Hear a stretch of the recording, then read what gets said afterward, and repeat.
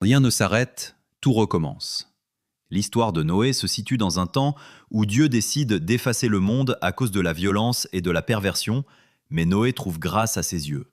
Dieu lui donne des mesures précises pour fabriquer une arche, pour lui, sa famille et les animaux, avant que commence le déluge qui effacera toute vie sur la terre. Dieu demande à Noé de construire une arche d'une longueur de 300 coudées, une largeur de 50, une hauteur de 30 et une fenêtre de 1 coudée. Ces nombres nous enseignent en lettres hébraïques et donnent deux mots, cherche et engagement. L'arche ne se construit pas seulement avec des mesures, mais avec un engagement et une obéissance. Noé construit l'arche pour y vivre quelque chose de particulier, avec sa famille et les animaux sauvages et domestiques, dociles et ordonnés, soumis à Dieu, comme au temps du Jardin d'Éden où tout était en harmonie. Cette scène que tout le monde a en tête, une grande arche, une planche posée et les animaux qui montent deux par deux, comme si c'était la chose la plus normale du monde. Personne ne se bouscule, chacun attend son tour et entre. La Torah précise que les espèces pures entrent par 7 couples, les autres par un couple, ainsi que les oiseaux, pour que la vie puisse repartir après le déluge. Noé les laisse entrer tranquillement. Cette image simple dit l'essentiel. Dieu met de l'ordre au milieu du chaos, et il confie à l'homme de préserver ce qui doit être sauvé. Ce texte, c'est comme pour réveiller la mémoire du temps d'avant, là où l'âme vivait en paix avec Dieu. C'est là que Dieu veut nous mener, comme dans un plongeon profond de notre conscience. La paracha Noé se décrit comme une ligne prophétique qui rejoint la vision du futur, où les eaux s'ouvrent devant Moïse comme une grande ouverture. Noé semble décrire le Messie. Il voit ce temps messianique où le Messie déchirera les eaux pour une alliance éternelle. Ce récit parle aussi de nous. Le déluge traverse nos têtes et nos vies, le balagan intérieur qui bouscule pour mieux recommencer. Alors, comme Noé, j'entre dans l'arche. Je me mets à l'abri, je ferme la porte loin du monde, et j'accepte un temps de silence où Dieu veut se révéler d'une manière miraculeuse. Et j'ouvre le livre pour y voir le miracle, le Fils de Dieu. C'est là que les parachas de chaque semaine veulent nous mener, chercher et trouver le Messie Yeshua. Alors je regarde mon propre déluge, dans mes pensées agitées, mes erreurs, mes engagements, mon chemin chaotique et mon besoin de connaître Dieu. J'entends l'invitation « Entre dans l'arche ». Ferme la porte au vacarme et laisse une petite fenêtre pour que la lumière entre. Noé, dans cette arche, au début du 12e mois, ouvre la fenêtre, lâche la colombe qui revint, puis 7 jours après, il la fait repartir. Et il attend encore 7 jours, et la colombe revient avec un bout d'olivier qu'elle avait arraché de l'arbre. C'est là la vision messianique qui se révèle dans notre texte. La colombe de Noé sort des eaux du déluge, elle vole et ramène la paix. Noé est sauvé. Il est précisé que la colombe a déchiré la branche de l'olivier, signe d'une paix qui ne vient pas sans arrachement, comme une promesse saisie. La colombe me conduit plus loin.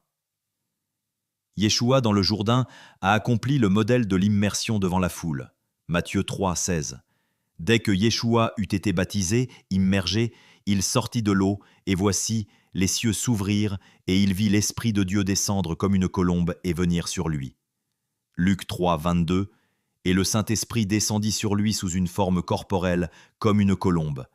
Et une voix vint du ciel, « Tu es mon Fils bien-aimé, en toi j'ai mis toute mon affection. » Jean 1, 32. Jean rendit ce témoignage, « J'ai vu l'Esprit descendre du ciel comme une colombe et s'arrêter sur lui. » Jean rend témoignage de ce qu'il voit, et là il reconnaît les écritures de Noé. La colombe qui s'était posée sur Noé annonce le Fils de Dieu, Sauveur du monde, et Dieu se fait entendre, « Tu es mon Fils bien-aimé, en toi j'ai mis toute mon affection. » Jean dit encore, « Moi je vous baptise, je vous immerge d'eau, mais il vient celui qui est plus puissant que moi, et je ne suis pas digne de délier la courroie de ses souliers. Lui, il vous baptisera du Saint-Esprit et de feu. » La paracha Noé est un appel à s'engager à chercher la vérité, non pas dans le monde, mais dans son cœur. Un engagement à plonger au fond de son âme, dans une immersion totale, là où la connaissance est enfouie, là où la mémoire du temps d'avant tente de nous éclairer, et laisser entr'ouvrir la lumière par cette petite fenêtre qui va ouvrir la grande porte de la vie. Le texte de Noé est un appel à rentrer dans l'arche pour être sauvé et sauver sa famille, car dans cette arche, Dieu a pourvu à tout. Chaque chose et chaque besoin, Dieu y répondra. Chaque miracle, chaque rencontre, chaque livre répondra à notre soif de vérité. Yeshua sera là, présent lui-même, nous tenant la main pour ne pas se laisser séduire par les faux esprits. Le but de la connaissance, c'est un don venant d'un cœur pur, d'une bonne conscience et d'une foi sincère. C'est par la foi que Noé, divinement averti des choses qu'on ne voyait pas encore et saisi d'une crainte respectueuse, construisit une arche pour sauver sa famille. C'est par elle qu'il condamna le monde et devint héritier de la justice qui s'obtient par la foi. Noé, prédicateur de la justice, nous instruit sur l'identité messianique du Messie Yeshua. Il est le Fils de Dieu. Et c'est par ces mots que Yeshua nous invite à nous engager dans une vraie et sincère conscience envers lui.